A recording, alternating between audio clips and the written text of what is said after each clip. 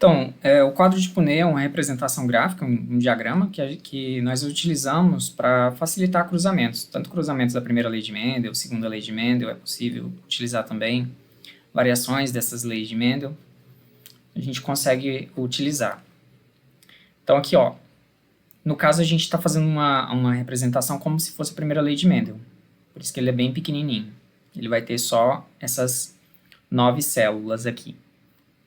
Então, na primeira linha, nós colocamos aqui os gametas de um indivíduo e na primeira coluna os gametas de outro indivíduo. E esses outros aqui são essas 4 células aqui são, são as representações dos genótipos dos descendentes.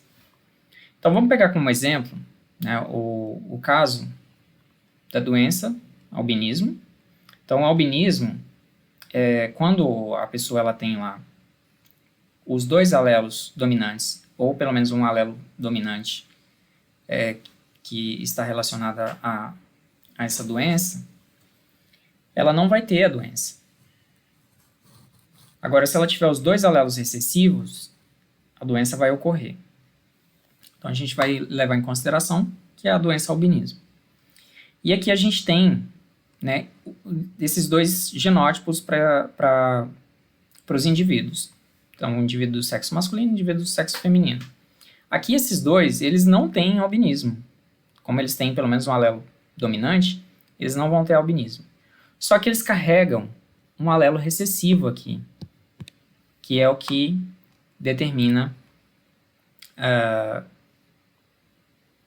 ele poder ter, né, os indivíduos, os descendentes, poderem ter a doença. Então, aqui, o que a gente faz, né, quando vai levar para o quadro de Punney?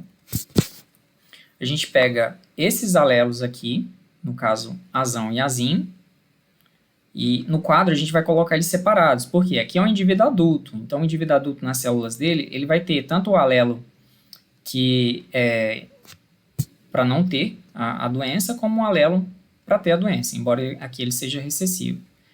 Nos gametas, que são formados a partir desse indivíduo, então vai formar, né, no caso aqui do sexo masculino, ele vai formar espermatozoides, e cada espermatozoide, pelo processo de meiose, ele vai carregar um alelo desse. Então a gente vai ter aqui tanto gametas que vão ter o alelo azão e gametas que contêm o alelo azinho. E da mesma forma na mulher. Então ela vai produzir gametas, no caso ovócito 2, ou simplificadamente a gente chama de óvulos, ela vai produzir tanto óvulos contendo o alelo azão, como óvulos contendo o alelo azinho. E aí a gente faz o cruzamento, né, a partir disso. Como que é feito esse cruzamento? É como se a gente estivesse pensando em uma fecundação. Então, se eu tenho esse espermatozoide aqui, chamado de azão, se ele fecundar um óvulo, que eu chamei aqui de azão, a gente vai ter um indivíduo com esses 2 alelos, azão, azão. Se eu tenho aqui um espermatozoide que ele é azão, se ele fecundar um óvulo que tenha um alelo azinho, a gente vai ter um indivíduo, né, um descendente, que ele tem tanto o alelo azão como o alelo azinho. E da mesma forma aqui, a gente tem esse espermatozoide, que seria azinho, um indivíduo que é azão, então a gente teria um alelo azão, azinho nesse descendente. Sempre a gente coloca o alelo dominante primeiro, isso é uma regra.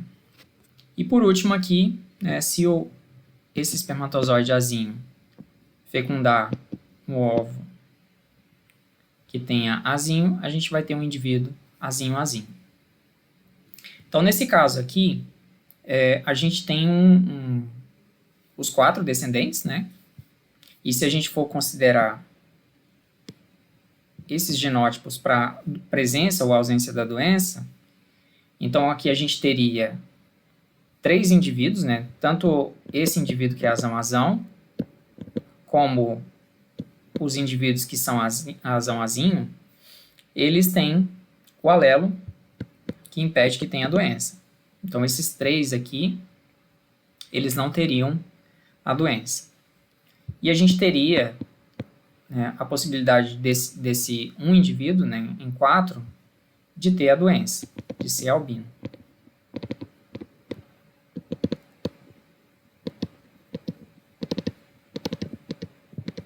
Então, quando a gente faz esses cruzamentos, os resultados eles são sempre ou de dar a proporção de genótipo ou a proporção de fenótipo. Então, se a gente fosse colocar aqui proporção genotípica,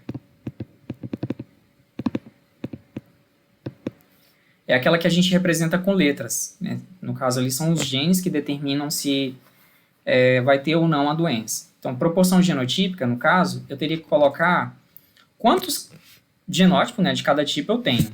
Então, eu tenho lá um genótipo azão, eu tenho lá 2 genótipos azinho, e eu tenho um genótipo azinho. Essa seria a proporção genotípica. Também a gente pode dar esse resultado em fenótipo.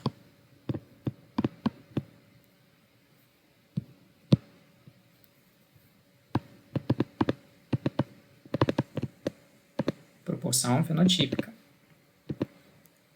Proporção fenotípica, né, no caso o fenótipo, é a característica observável, que no caso aqui seria a manifestação da doença. Então, a proporção fenotípica aqui seria de 3 indivíduos, vamos colocar normais aqui, para 1 albino. 3 indivíduos sem albinismo para 1 indivíduo com albinismo. A gente poderia colocar dessa forma. Os resultados eles também podem ser apresentados na forma de fração, de percentual. Então, aqui se eu poderia colocar aqui que 75% são normais e 25% são albinos, né? Porque esses 4 descendentes, eles correspondem a 100%. Cada quadradinho desse corresponde a 25. Então, eu tenho 3 que são dos que não vão ter a doença, e eu tenho um quadradinho aqui que corresponde àquele ou 25% que corresponde àquele que vai ter a doença. Então, a gente pode representar dessa forma. Ou então na forma de fração, eu posso falar que é 3 em 4, e aqui eu posso colocar que é 1 em 4.